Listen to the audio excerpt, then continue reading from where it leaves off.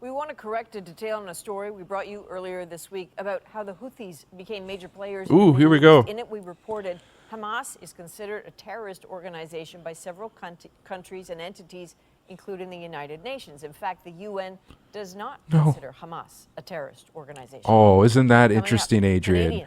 The UN does not consider Hamas a terrorist organization, but yet you said that.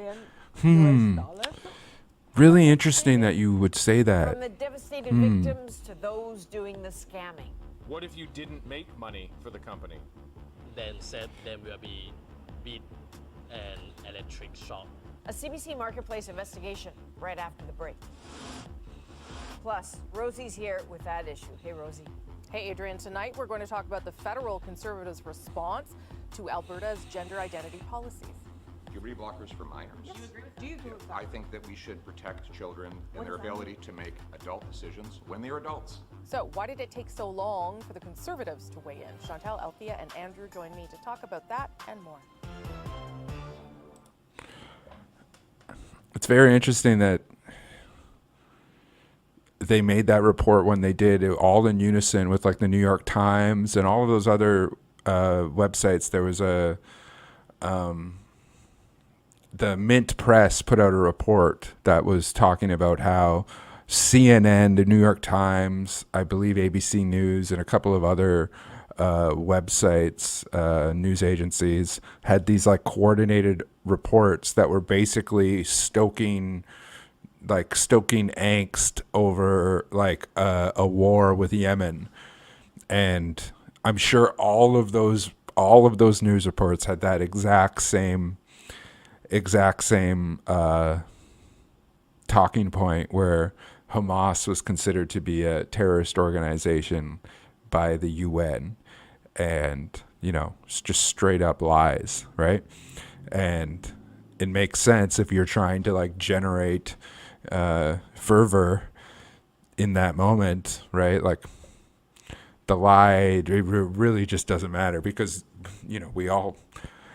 if Canada sees them as a terrorist organization, the U.S. sees them as a terrorist organization, then we would just assume that the UN does too, right? But actually, no. And they have the stakes are a little bit higher, probably, because of that ICJ ruling, right? So now when you say on the news that Hamas is considered a terrorist organization by the UN, what you're saying probably has bigger implications than what you're ready. The risk, you have some risk now, which is good. You should have some risk. You should not be able to just spout absolute fucking lies constantly. So yeah, we saw that report on Tuesday, and yeah, it was absurd. Everything that they were saying in that was absurd. It was, it focused on October 7th. It said it all started on October 7th. It did not start on October 7th, right? It was just a totally one-sided nonsense news report that was stoking the flames of tension, basically. You can always find The National, our award-winning CBC News journalism and breaking news anytime, on the free CBC News app, cbcnews.ca, on CBC Gem, and on our YouTube channel.